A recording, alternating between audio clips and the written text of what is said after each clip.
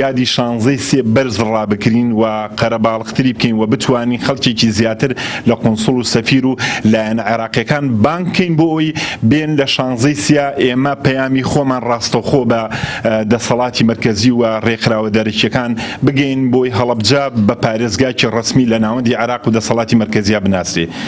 ئەوەی دووەم کە ئەمەیە قسەی لەسەر کەم کۆمەڵێ گلەی ئەکرێ دیارە ئێمەش وەکو بەڕێبەراتی گشتی کاروباری شەیدان معنین بە کەسوکاری شەیدان لە ڕووی کاروباری حکومیەوە ئێمە داکۆکی کاری سەرەکی داواکاریەکانی ئەوانین.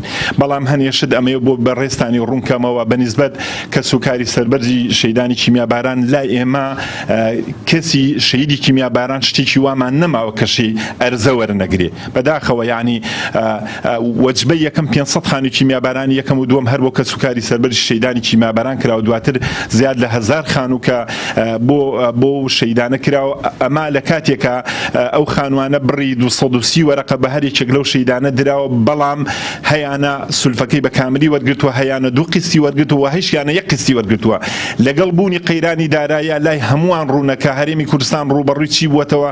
ئێستا فەرمانبەر کە بە چه حاڵێکەوە هەموو جونگەکانی دەسەڵات لە هەرێمی کوردستانە قەیرانی دارایی تەئسیری خۆی لەسەرداناوە. بەنسبەت دۆسی بەرکەوتێکی کیمیاییەوە لەسەر داواکاری کۆمەڵی قوربانیان خۆیان و ڕێکخراوێک لەم شارە داوایان کردووە کە ئەو دۆسیە بگەڕێتەوە سەر وەزارەتی تەندروستی. هەتاوە ئەو کاتیکە لەسەر وەزارەتی شەیدان 33 وەجبە لەم بەرکەوتانە ڕەوانەی وڵاتی ئێران کراوە و هەنێکیشیان بۆ دەرەوەی ئێران و چارەسەریان بۆ وەرگیراوە.